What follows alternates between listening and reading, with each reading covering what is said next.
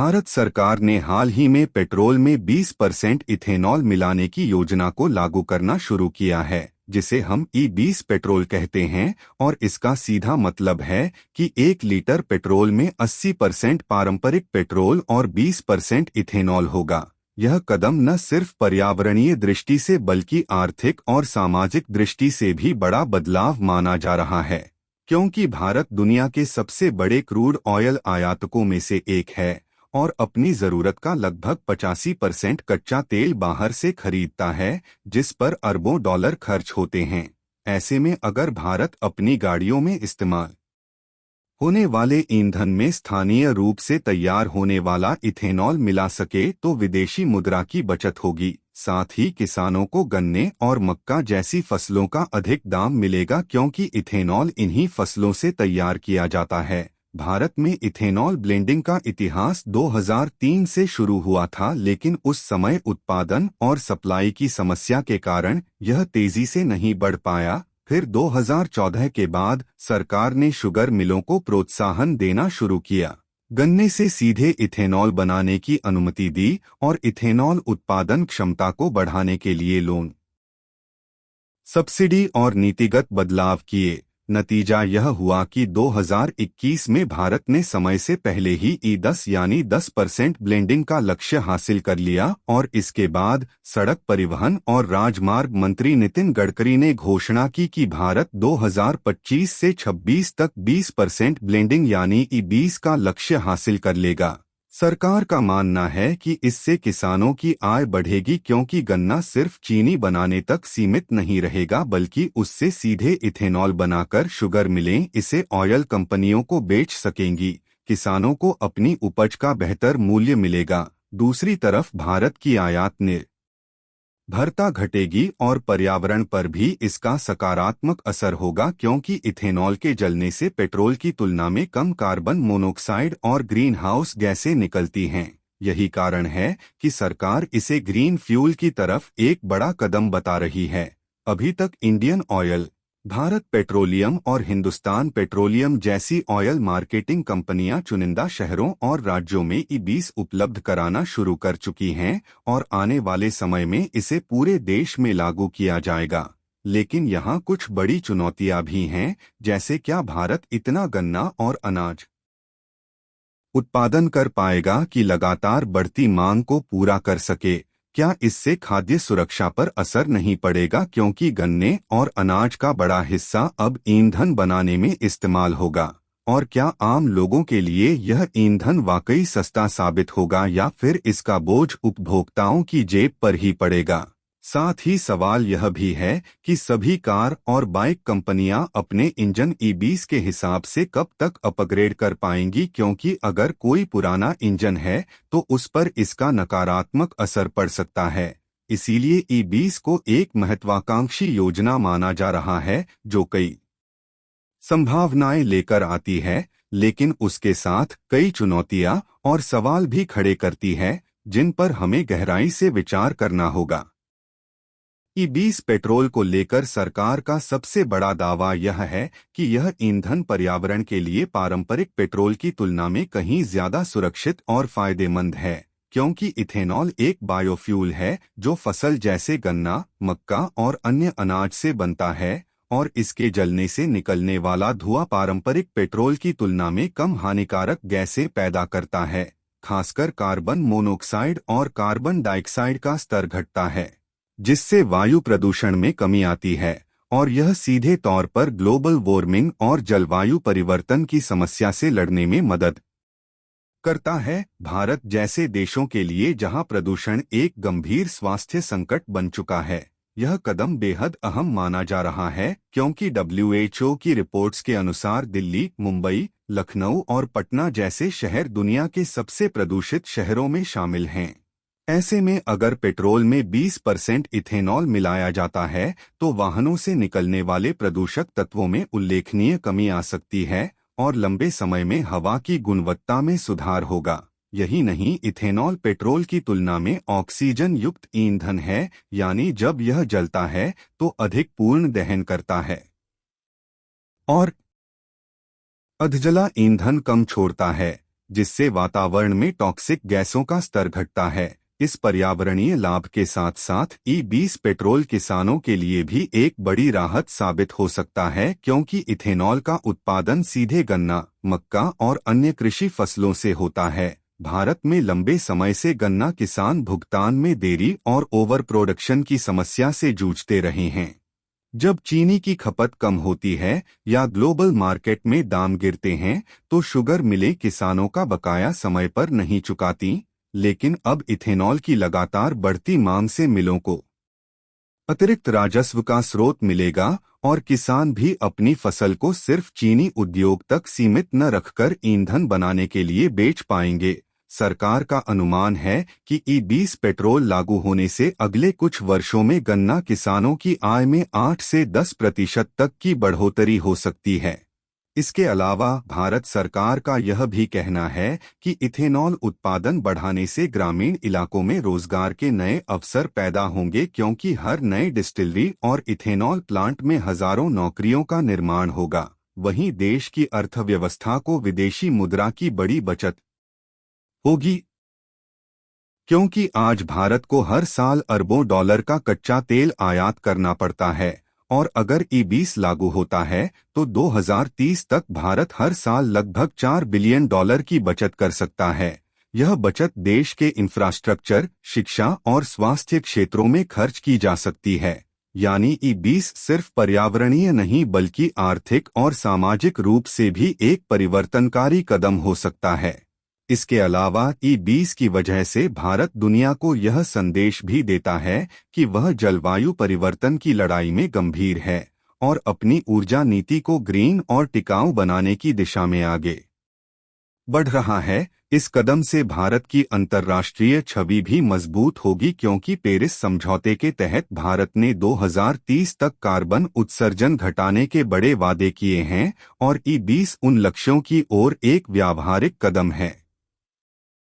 E20 petrol के फायदे जितने आकर्षक लगते हैं, उसके नुकसान भी उतने ही गंभीर सवाल खड़े करते हैं। और सबसे पहला नुकसान सीधे तौर पर आम जनता से जुड़ा है, क्योंकि जब कोई वाहन E20 पेट्रोल पर चलता है तो उसका माइलेज पारंपरिक पेट्रोल की तुलना में घट जाता है। इसका कारण यह है कि इथेनॉल की ऊर्जा घनत्व एनर्जी डेंसिटी पेट्रोल से कम होती है, यानी 1 लीटर इथेनॉल में उतनी ऊर्जा नहीं होती जितनी पेट्रोल में होती है। नतीजा यह निकलता है कि जब 20% इथेनॉल मिलाकर पेट्रोल बनाया जाता है तो वाहन को उतनी ही दूरी तय करने के लिए ज्यादा ईंधन जलाना पड़ता है। रिसर्च और ऑटोमोबाइल कंपनियों की रिपोर्ट्स के मुताबिक E20 पेट्रोल पर चलने वाले वाहनों का माइलेज लगभग 4% से 6% तक कम हो सकता है। यानी अगर आपकी गाड़ी पहले 20 किलोमीटर प्रति लीटर देती थी तो अब यह औसतन 18.8 से 19.2 किलोमीटर प्रति लीटर ही दे पाएगी। और यह अंतर उन लोगों के लिए बड़ा हो जाता है जो रोजाना लंबी दूरी तय करते हैं। दूसरा बड़ा नुकसान यह है कि सभी वाहन E20 के लिए डिजाइन नहीं किए गए हैं। पुराने इंजन वाले वाहनों में इथेनॉल की अधिक मात्रा जंग और करप्शन जैसी समस्याएं पैदा कर सकती है, क्योंकि इथेनॉल हाइग्रोस्कोपिक होता है, यानी यह नमी को खींच लेता है और जब यह नमी ईंधन टैंक और इंजन में जाती है तो धातु के हिस्सों पर जंग लगने की संभावना बढ़ जाती है। साथ ही इथेनॉल रबर और प्लास्टिक सील्स पर भी असर डालता है, जिससे लीकेज और मेंटेनेंस की समस्या बढ़ सकती है। यही कारण है कि 2023 से बनने वाली गाड़ियों को कंपनियां E20 कंपैटिबल बना रही हैं, लेकिन करोड़ों पुरानी गाड़ियां जो अभी सड़कों पर चल रही हैं, वे इस ईंधन के साथ पूरी तरह सुरक्षित नहीं हैं। तीसरा नुकसान कीमत और सप्लाई से जुड़ा है।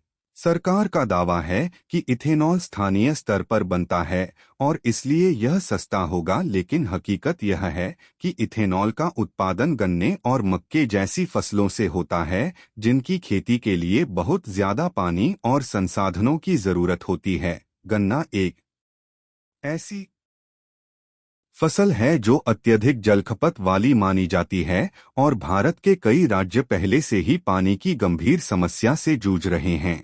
अगर गन्ने का उत्पादन सिर्फ इथेनॉल की बढ़ती मांग को पूरा करने के लिए और बढ़ाया जाता है तो यह जल संकट को और गहरा सकता है। यही नहीं, खाद्य सुरक्षा पर भी सवाल खड़े होते हैं, क्योंकि वही अनाज जो इंसानों या पशुओं के खाने के काम आ सकते थे अब ईंधन बनाने में इस्तेमाल होंगे, जिससे लंबे समय में महंगाई पर असर पड़ सकता है। चौथा नुकसान यह है कि इथेनॉल का उत्पादन और वितरण नेटवर्क अभी उतना मजबूत नहीं है जितना पेट्रोल का है, यानी इसे हर जगह लगातार और सही गुणवत्ता के साथ उपलब्ध कराना बड़ी चुनौती होगी। अगर सप्लाई में कमी आई तो पेट्रोल पंप पर उपभोक्ताओं को समस्या झेलनी पड़ेगी। इसके अलावा कुछ एक्सपर्ट्स का मानना है कि इथेनॉल का अधिक इस्तेमाल इंजन के प्रदर्शन को भी प्रभावित करता है, क्योंकि दहन प्रक्रिया थोड़ी बदल जाती है और लंबे समय में इससे इंजन की लाइफ कम हो सकती है।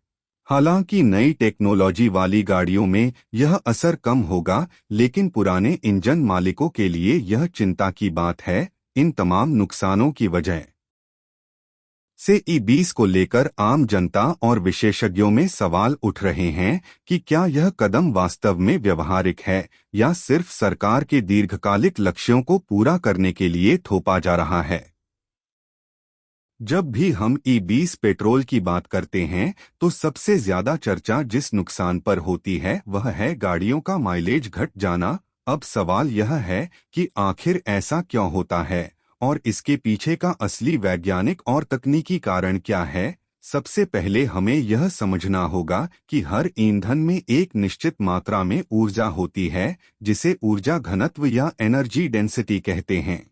पारंपरिक पेट्रोल का ऊर्जा घनत्व लगभग 34.2 मेगाजूल प्रति लीटर होता है, जबकि इथेनॉल का ऊर्जा घनत्व सिर्फ 21.1 मेगाजूल प्रति लीटर होता है, यानी इथेनॉल में पेट्रोल की तुलना में लगभग 35% कम ऊर्जा होती है।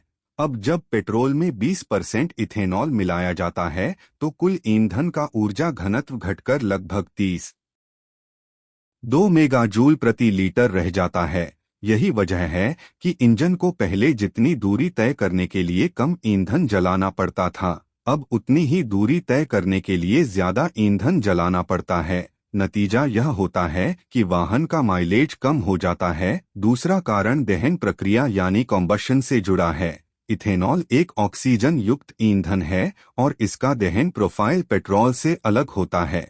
जब ई-20 को इंजन में डाला जाता है तो एयर फ्यूल रेशियो बदल जाता है। पारंपरिक पेट्रोल के लिए यह अनुपात 14.71 होता है, यानी 14.7 भाग हवा के साथ 1 भाग पेट रोल जलता है, लेकिन इथेनॉल के लिए यह अनुपात लगभग 9:01 होता है। अब जब दोनों को मिलाकर इंजन में डाला जाता है तो दहन प्रक्रिया में संतुलन बिगड़ता है और इंजन को ज्यादा मात्रा में ईंधन की जरूरत पड़ती है ताकि वही पावर आउटपुट मिल सके। इसी कारण से माइलेज घटता है। तीसरा कारण यह है कि पुराने इंजनों की ईसीयू, इंजन कंट्रोल यूनिट और सेंसर सिस्टम ई-20 को पहचानने और उसके मुताबिक फ्यूल इंजेक्शन एडजस्ट करने के लिए डिजाइन नहीं किए गए हैं। नतीजा यह निकलता है कि इंजन या तो ज्यादा ईंधन खींच लेता है या पूरी तरह से ऑप्टिमाइज्ड दहन नहीं कर पाता, जिससे पावर और माइलेज दोनों प्रभावित होते हैं। वहीं नई टेक्नोलॉजी वाले इंजन, जिन्हें ई-20 कंपैटिबल कहा जा रहा है, उनमें ईसीयू और सेंसर इस तरह से बनाए गए हैं कि वे ब्लेंडेड फ्यूल को पहचान सकें और सही मात्रा में ईंधन और हवा का मिश्रण तैयार कर सकें। लेकिन तब भी फिजिक्स का नियम यही कहता है कि क्योंकि इथेनॉल में ऊर्जा कम है, इसलिए उसका इस्तेमाल हमेशा माइलेज को थोड़ा कम ही करेगा। चौथा कारण यह है कि इथेनॉल की वाष्पीकरण क्षमता, वेपराइजेशन कैपेसिटी, पेट्रोल से ज्यादा होती है, यानी यह जल्दी वाष्पित होता है और ज्यादा ठंडे हालातों में इंजन स्टार्ट करने में मुश्किल पैदा कर सकता है, खासकर सर्दियों में। ऐसे हालात में गाड़ी को चालू करने और स्थिर रखने के लिए ज्यादा ईंधन की खपत होती है। पांचवां कारण यह है कि इथेनॉल की हाइग्रोस्कोपिक प्रकृति यानी नमी सोखने की क्षमता भी इंजन के अंदर दहन प्रक्रिया को प्रभावित कर सकती है। अगर ईंधन में नमी मिल गई तो उसका कैलोरीफिक वैल्यू और घट जाएगा और इससे ईंधन दक्षता और भी कम हो जाएगी। यही सारे तकनीकी कारण हैं जिनकी वजह से दुनिया भर में यह माना जाता है कि किसी भी ब्लेंडेड फ्यूल का माइलेज हमेशा पारंपरिक पेट्रोल से कम होता है। हालांकि सरकार और ऑटोमोबाइल कंपनियां दावा करती हैं कि माइलेज में यह गिरावट बहुत ज्यादा नहीं होगी और यह 4% से 6% के बीच ही रहेगी। लेकिन भारत जैसे देश में जहां उपभोक्ता हर किलोमीटर पर गाड़ी का हिसाब लगाते हैं, वहां यह कमी आम लोगों के लिए बड़ा मुद्दा बन सकती है। ई-20 पेट्रोल के प्रदर्शन को सिर्फ इसकी ऊर्जा घनत्व से नहीं बल्कि कई अन्य बाहरी और तकनीकी फैक्टर्स से भी प्रभावित होता है। सबसे पहला फैक्टर है वाहन की इंजन कंपैटिबिलिटी, क्योंकि नई गाड़ियां जिनके इंजन ई-20 के लिए डिजाइन किए गए हैं वे इसे अपेक्षाकृत बेहतर तरीके से जला सकती हैं, लेकिन पुरानी गाड़ियों में इसके इस्तेमाल से पावर लॉस, ज्यादा ईंधन खपत और इंजन पार्ट्स पर नुकसान का खतरा रहता है। दूसरा फैक्टर है मौसम और तापमान। इथेनॉल की वाष्पीकरण क्षमता ज्यादा होने के कारण सर्दियों में गाड़ी स्टार्ट करने में ज्यादा ईंधन की खपत हो सकती है, जबकि गर्मियों में इसका वाष्प प्रेशर इंजन नॉकिंग की संभावना बढ़ा सकता है। तीसरा फैक्टर है ईंधन की क्वालिटी और सप्लाई चेन। अगर पेट्रोल पंप पर उपलब्ध ई-20 की क्वालिटी सही नहीं है और उसमें अशुद्धियां हैं तो इससे माइलेज और भी कम हो सकता है और इंजन पर असर पड़ सकता है। चौथा फैक्टर है ड्राइविंग स्टाइल। अगर ड्राइवर आक्रामक तरीके से गाड़ी चलाता है, तेज एक्सीलरेशन करता है और बार बार गियर बदलता है तो ई-20 में माइलेज का नुकसान और बढ़ जाता है, जबकि स्मूथ ड्राइविंग से फर्क थोड़ा कम महसूस होगा। पांचवा फैक्टर है इंजन की मेंटेनेंस। अगर गाड़ी का इंजन पहले से खराब है, फिल्टर गंदे हैं या इंजेक्टर क्लॉग्ड हैं तो ई-20 का इस्तेमाल उन समस्याओं को और बढ़ा देगा और फ्यूल एफिशिएंसी और भी घट जाएगी। छठा फैक्टर है फ्यूल टैंक और स्टोरेज, क्योंकि इथेनॉल हाइग्रोस्कोपिक है यानी नमी सोखता है। अगर लंबे समय तक गाड़ी खड़ी रहती है और टैंक में फ्यूल जमा रहता है तो उसमें पानी मिल सकता है और फ्यूल की गुणवत्ता गिर सकती है, जिससे इंजन को नुकसान और ज्यादा ईंधन खपत होगी। सातवां फैक्टर है ऊंचाई और भौगोलिक स्थिति। ऊंचाई वाले इलाकों में हवा का घनत्व पहले ही कम होता है और जब ई-20 इस्तेमाल होता है तो एयर फ्यूल मिक्सचर और बिगड़ता है, जिससे गाड़ी की पिकअप और माइलेज और घट सकता है। आठवां फैक्टर है लोडिंग कंडीशन। अगर वाहन पर ज्यादा वजन है या उसे बार बार हाईवे पर लंबी दूरी तय करनी पड़ती है तो इंजन को ज्यादा मेहनत करनी होगी और ई-20 की कम ऊर्जा क्षमता की वजह से फ्यूल खपत और बढ़ जाएगी। नौवां फैक्टर है ट्यूनिंग और ईसीयू कैलिब्रेशन। जिन गाड़ियों के ईसीयू को ठीक से ई-20 के हिसाब से अपडेट नहीं किया गया है वे ज्यादा फ्यूल खींचेंगी और ज्यादा तेजी से माइलेज कम करेंगी। यही कारण है कि ऑटोमोबाइल कंपनियों ने नए मॉडल्स में ईसीयू को खासतौर पर ई-20 के लिए ट्यून करना शुरू किया है। 10वां फैक्टर है फ्यूल इंफ्रास्ट्रक्चर और ट्रांसपोर्टेशन, क्योंकि अगर ई-20 को ठीक से स्टोर या ट्रांसपोर्ट नहीं किया गया तो उसमें डाइल्यूशन या कंटैमिनेशन हो सकता है, जिससे परफॉर्मेंस गिर जाएगी। इसके अलावा एक और अहम फैक्टर है ड्राइविंग कंडीशन। शहर के ट्रैफिक में जहां बार बार ब्रेक और स्टार्ट करनी पड़ती है वहां ई-20 का माइलेज ज्यादा गिरता है, जबकि हाईवे पर लंबी दूरी तय करते समय गिरावट थोड़ी कम होती है। इन तमाम फैक्टर्स को देखते हुए यह साफ है कि ई-20 पेट्रोल का वास्तविक प्रदर्शन हर व्यक्ति के लिए अलग अलग हो सकता है और यह सिर्फ ईंधन की विशेषताओं पर नहीं बल्कि गाड़ी की टेक्नोलॉजी, ड्राइविंग स्टाइल, मौसम और इलाके जैसी परिस्थितियों पर भी निर्भर करता है। यही कारण है कि सरकार और ऑटो कंपनियों ने दावा किया है कि औसतन 4 से 6% का माइलेज लॉस होगा, लेकिन हकीकत में यह आंकड़ा कभी ज्यादा और कभी कम हो सकता है। भारत सरकार जिस तेजी और बड़े पैमाने पर ई-20 पेट्रोल को बढ़ावा दे रही है, उसके पीछे कई गहरे आर्थिक, सामाजिक और रणनीतिक कारण जुड़े हुए हैं। सबसे बड़ा कारण है विदेशी मुद्रा की बचत, क्योंकि भारत दुनिया का तीसरा सबसे बड़ा तेल उपभोक्ता है और अपनी जरूरत का लगभग 85% कच्चा तेल विदेशों से आयात करता है। हर साल अरबों डॉलर सिर्फ क्रूड ऑयल खरीदने में खर्च हो जाते हैं।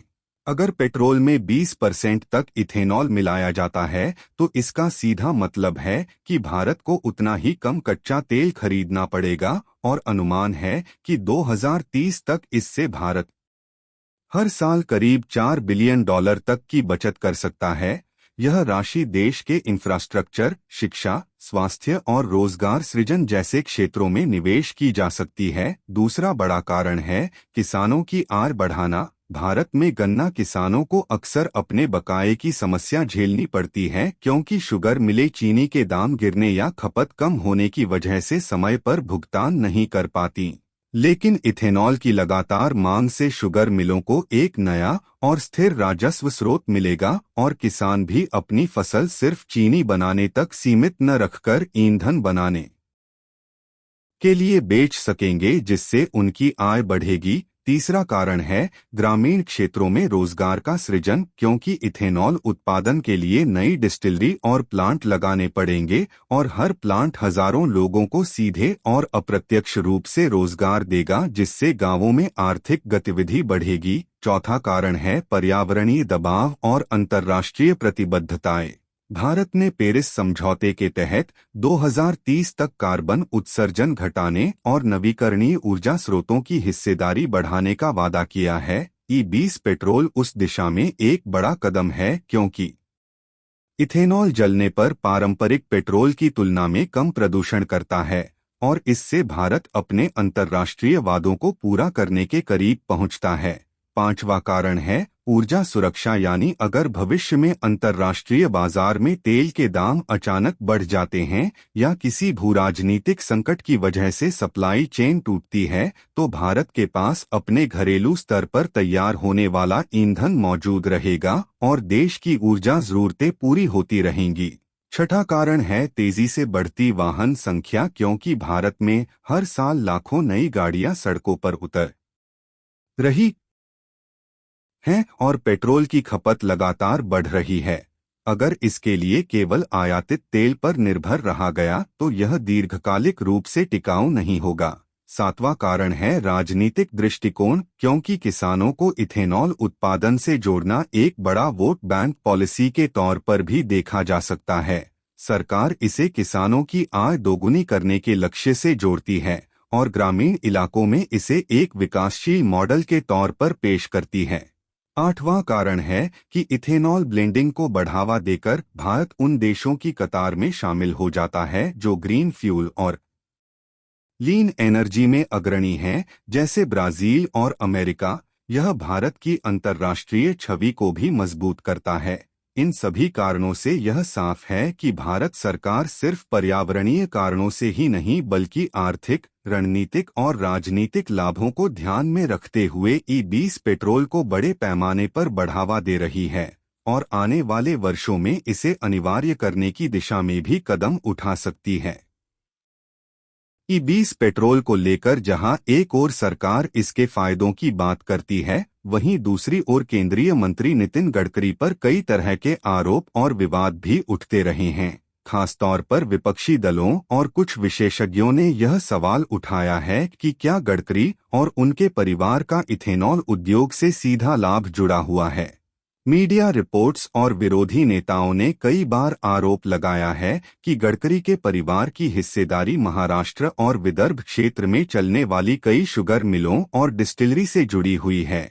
यह भी कहा जाता है कि उनके बेटे और रिश्तेदार गन्ना आधारित उद्योगों से जुड़े हुए हैं। इस वजह से जब गडकरी खुले मंचों पर इथेनॉल को पेट्रोल में मिलाने की वकालत करते हैं और 20% ब्लेंडिंग को जल्द लागू करने का ऐलान करते हैं तो उस पर सवाल उठता है कि क्या यह नीति वास्तव में किसानों और देश के हित में है या फिर इससे गडकरी के नजदीकी उद्योगपतियों और उनके परिवार के कारोबारी हितों को फायदा होगा।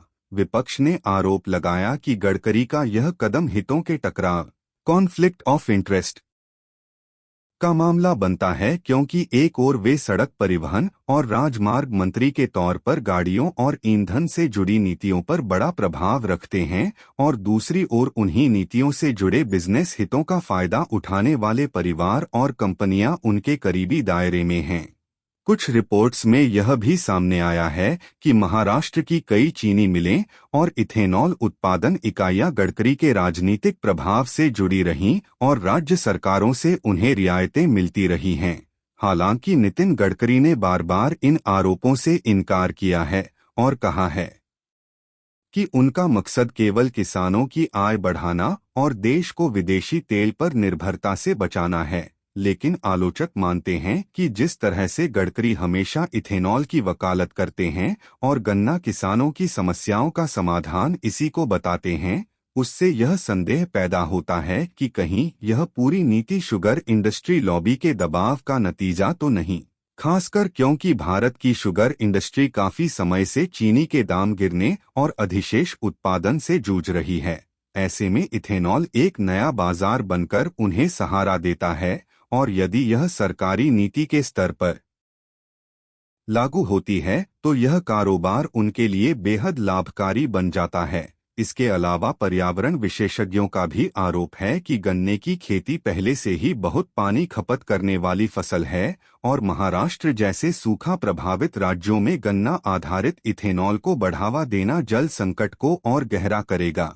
लेकिन फिर भी सरकार और गडकरी लगातार इसे आगे बढ़ा रहे हैं, जिससे यह सवाल और मजबूत होता है कि क्या यह कदम वास्तव में टिकाऊ विकास मॉडल है या फिर शुगर फैक्ट्री और इथेनॉल प्लांट से जुड़े बड़े उद्योगपतियों को बचाने और फायदा पहुंचाने का जरिया है। कुल मिलाकर नितिन गडकरी पर लगने वाले ये आरोप उनके राजनीतिक करियर की छवि को भी प्रभावित करते हैं, क्योंकि लोग सोचते हैं कि मंत्री के स्तर पर उनके फैसले कितने निष्पक्ष और पारदर्शी हैं। हालांकि अब तक किसी भी जांच एजेंसी ने इस मामले में प्रत्यक्ष रूप से गडकरी या उनके परिवार को दोषी नहीं ठहराया है, लेकिन राजनीति में आरोप प्रत्यारोप लगातार चलते रहते हैं और ई-20 को लेकर उनकी भूमिका और उससे जुड़े निजी हितों पर सवाल हमेशा चर्चा का विषय बने रहते हैं। ई-20 पेट्रोल यानी 20% इथेनॉल और 80% पेट्रोल के मिश्रण को लागू करने से वाहन कंपनियों और ग्राहकों दोनों पर गहरा असर पड़ रहा है और पड़ने वाला है। सबसे पहले बात करें वाहन निर्माताओं की, तो उन्हें अपने इंजन डिजाइन और फ्यूल सिस्टम में बदलाव करने की जरूरत पड़ रही है, क्योंकि पारंपरिक पेट्रोल इंजन 10% तक इथेनॉल यानी ई-10 के लिए तो तैयार रहते हैं, लेकिन ई-20 के लिए उन्हें अतिरिक्त तकनीकी संशोधन करने होते हैं, जैसे कि fuel injection system, seal, gasket, pipes और इंजन की कंपोनेंट्स में ऐसी सामग्री का इस्तेमाल करना जो इथेनॉल के साथ रासायनिक रूप से ज्यादा टिकाऊ हो। कई ऑटोमोबाइल कंपनियों ने 2023 से ही नए मॉडल लॉन्च करना शुरू कर दिया है जो ई-20 कंपैटिबल हैं, लेकिन इससे उत्पादन लागत बढ़ जाती है और यह लागत आखिरकार ग्राहकों पर पड़ती है, क्योंकि गाड़ियां महंगी हो जाती हैं। वहीं दूसरी ओर जो पुरानी गाड़ियां पहले से सड़कों पर चल रही हैं, वे पूरी तरह से ई-20 पर नहीं चल सकती, या फिर चलेंगी भी तो माइलेज कम हो जाएगा और लंबे समय में इंजन को नुकसान पहुंच सकता है। इससे लाखों वाहन मालिकों पर बोझ बढ़ेगा, क्योंकि या तो नई गाड़ियां खरीदनी होंगी या फिर अतिरिक्त मेंटेनेंस करवाना होगा। अब अगर ग्राहकों की तरफ देखें तो सबसे बड़ा मुद्दा है माइलेज में गिरावट, चूंकि इथेनॉल की ऊर्जा घनत्व एनर्जी डेंसिटी पेट्रोल से कम होती है, यानी 1 लीटर इथेनॉल जलने से पेट्रोल की तुलना में कम ऊर्जा निकलती है। इसलिए जब 20% इथेनॉल मिलाया जाता है तो फ्यूल की समग्र ऊर्जा घट जाती है और इसका सीधा असर गाड़ियों के माइलेज पर पड़ता है। कई रिपोर्ट्स के मुताबिक ई-20 इस्तेमाल करने से गाड़ियों का माइलेज 6% से 8% तक कम हो सकता है। इसका मतलब है कि ग्राहक को उतनी ही दूरी तय करने के लिए ज्यादा पेट्रोल खर्च करना पड़ेगा, जिससे जेब पर सीधा असर पड़ेगा। इसके अलावा इथेनॉल की खासियत यह है कि यह पानी को आसानी से सोख लेता है और हाई ह्यूमिडिटी वाले इलाकों में फ्यूल टैंक में पानी मिल जाने का खतरा बढ़ जाता है, जिससे इंजन खराब हो सकता है। साथ ही इथेनॉल धातु को जंग लगने के लिए प्रेरित करता है, यानी अगर वाहन का फ्यूल टैंक या पाइपलाइन सही मटेरियल से नहीं बनी है तो जल्दी खराब हो सकती है। ग्राहकों को इन नई परिस्थितियों के हिसाब से अपनी गाड़ियों का ज्यादा ध्यान रखना पड़ेगा। वहीं वाहन कंपनियों पर यह दबाव है कि वे जल्दी से जल्दी ई-20 रेडी गाड़ियां मार्केट में लाए, क्योंकि सरकार ने 2025 तक ई-20 को देश भर में लागू करने का लक्ष्य रखा है। इससे कंपनियों को अपने अनुसंधान और विकास (R&D) खर्च बढ़ाने पड़ रहे हैं। हालांकि इसका एक सकारात्मक पहलू भी है कि इससे भारत में ऑटोमोबाइल सेक्टर तकनीकी रूप से और मजबूत होगा और नई तकनीकें आएंगी, लेकिन अल्पकालिक स्तर पर ग्राहकों और कंपनियों दोनों को चुनौतियों का सामना करना पड़ेगा। खासकर ग्राहकों को, क्योंकि जहां एक ओर उन्हें माइलेज में नुकसान झेलना पड़ेगा, वहीं गाड़ियों की कीमतें भी बढ़ेंगी और लंबे समय में इंजन की लाइफ पर भी असर पड़ सकता है। कुल मिलाकर कहा जाए तो ई-20 का असर वाहन कंपनियों और उपभोक्ताओं पर सीधा और गहरा होगा। यह नीति पर्यावरण और विदेशी मुद्रा की बचत के लिहाज से भले फायदेमंद लगे, लेकिन ग्राहकों की जेब और कंपनियों की उत्पादन लागत पर भारी पड़ना तय है। ई-20 पेट्रोल को लेकर जब भी चर्चा होती है तो सबसे बड़ा मुद्दा इसका पर्यावरण पर असर होता है। सरकार और विशेषज्ञ इसे एक ग्रीन फ्यूल के रूप में पेश करते हैं, लेकिन इसके फायदे और नुकसान दोनों ही गहरे स्तर पर जुड़े हुए हैं। सबसे पहले इसके फायदों की बात करें तो इथेनॉल को जलाने पर कार्बन मोनोऑक्साइड, हाइड्रोकार्बन और कुछ ग्रीन हाउस गैसें पेट्रोल की तुलना में कम निकलती हैं, यानी वायु प्रदूषण घटता है और शहरी क्षेत्रों में स्मॉग और हवा की गुणवत्ता में सुधार हो सकता है।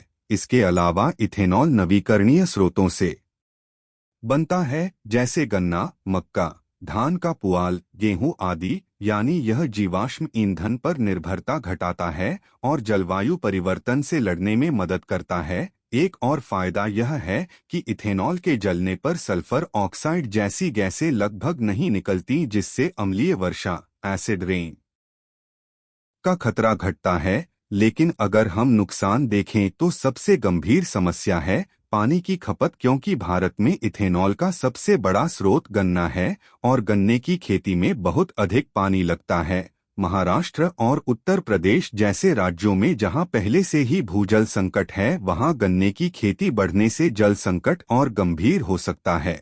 दूसरा नुकसान है भूमि उपयोग, यानी यदि इथेनॉल उत्पादन बढ़ाना है तो किसानों को ज्यादा गन्ना या मक्का उगाना होगा और इसका मतलब है कि खाद्यान्न फसलों के लिए उपलब्ध जमीन कम हो जाएगी। इससे खाद्य सुरक्षा पर असर पड़ सकता है और अनाज की कीमतें बढ़ सकती हैं। तीसरी समस्या है जैव विविधता (बायोडायवर्सिटी), क्योंकि गन्ने की लगातार और बड़े पैमाने पर खेती से एक तरह की मोनोकल्चर खेती बढ़ेगी, जिससे मिट्टी की उर्वरता घटेगी और पर्यावरण असंतुलन हो सकता है। चौथा मुद्दा है कार्बन उत्सर्जन का असली प्रभाव। सरकार दावा करती है कि ई-20 से कार्बन उत्सर्जन कम होगा, लेकिन विशेषज्ञों का कहना है कि अगर पूरे चक्र को देखा जाए, यानी गन्ना उगाने, सिंचाई करने, खाद और कीटनाशक इस्तेमाल करने, फसल काटने, फैक्ट्री तक ले जाने और फिर इथेनॉल बनाने की प्रक्रिया को जोड़कर देखें तो यह उतना ग्रीन नहीं है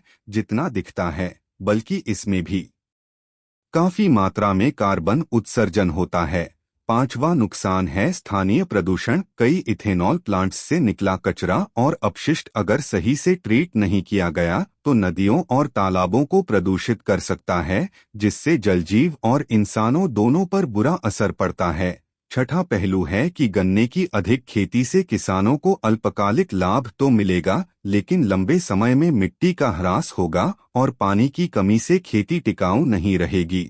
हालांकि सकारात्मक पक्ष यह भी है कि अगर सरकार इथेनॉल उत्पादन के लिए सिर्फ गन्ना पर निर्भर न रहकर मक्का, धान के भूसे और अन्य बायोमास स्रोतों का इस्तेमाल करे तो यह नीति ज्यादा टिकाऊ और पर्यावरण के लिए फायदेमंद साबित हो सकती है। कुल मिलाकर देखा जाए तो ई-20 का पर्यावरण पर असर दोधारी तलवार जैसा है। एक तरफ यह शहरों में वायु प्रदूषण घटाने और नवीकरणीय ऊर्जा को बढ़ावा देने का काम करता है, लेकिन दूसरी तरफ यह जल संकट, खाद्य सुरक्षा और कृषि पर्यावरणीय असंतुलन जैसे गंभीर मुद्दे भी खड़े करता है।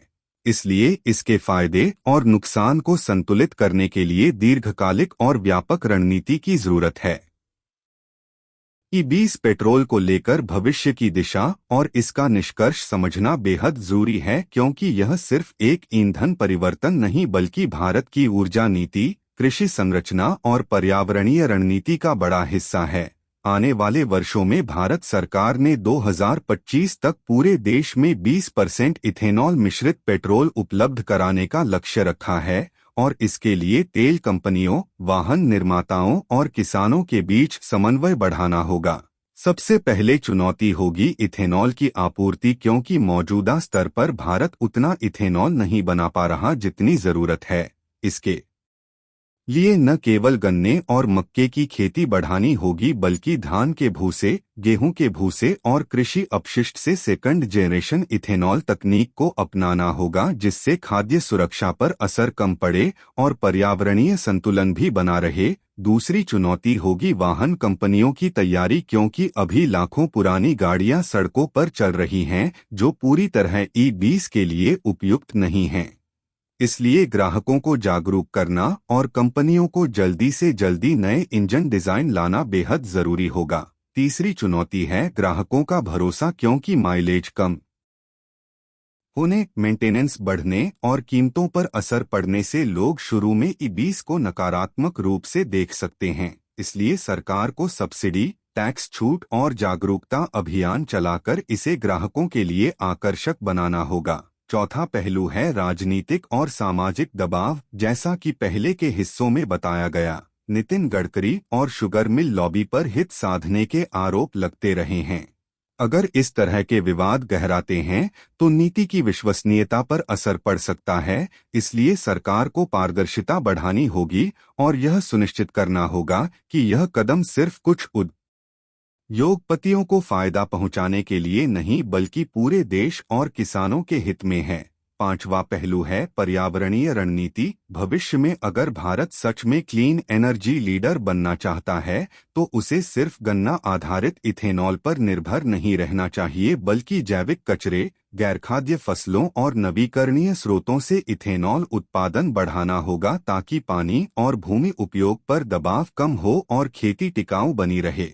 छठा और सबसे अहम पहलू है दीर्घकालिक ऊर्जा नीति, क्योंकि दुनिया अब इलेक्ट्रिक वाहनों और हाइड्रोजन फ्यूल की तरफ तेजी से बढ़ रही है। ऐसे में ई-20 को एक ट्रांजिशन फ्यूल के रूप में देखा जाना चाहिए, यानी यह पेट्रोल और डीजल से एक कदम आगे है, लेकिन भविष्य का स्थायी समाधान नहीं है। इसलिए सरकार को समानांतर रूप से ईवी इंफ्रास्ट्रक्चर, बैटरी टेक्नोलॉजी और ग्रीन हाइड्रोजन पर भी निवेश करना होगा। कुल मिलाकर निष्कर्ष यही निकलता है कि ई-20 पेट्रोल भारत के लिए एक दोहरी तस्वीर पेश करता है। एक तरफ यह विदेशी मुद्रा बचाने, किसानों की आय बढ़ाने और वायु प्रदूषण घटाने का अवसर देता है, लेकिन दूसरी तरफ जल संकट, खाद्य सुरक्षा और आर्थिक बोझ जैसी चुनौतियां भी सामने रखता है। अगर सरकार सही संतुलन बनाती है, विविध स्रोतों से इथेनॉल उत्पादन बढ़ाती है और ग्राहकों व वाहन कंपनियों की समस्याओं को प्राथमिकता से हल करती है, तो ई-20 भारत के लिए एक सकारात्मक कदम साबित हो सकता है। लेकिन अगर यह सिर्फ गन्ने और कुछ उद्योगपतियों पर केंद्रित रहा तो यह लंबे समय में नुकसानदेह भी हो सकता है। इसलिए ई-20 का भविष्य इस बात पर निर्भर करेगा कि भारत इसे किस तरह लागू करता है और क्या यह वास्तव में एक समग्र नीति बन पाती है या फिर केवल राजनीतिक और आर्थिक लाभ तक सीमित रह जाती है।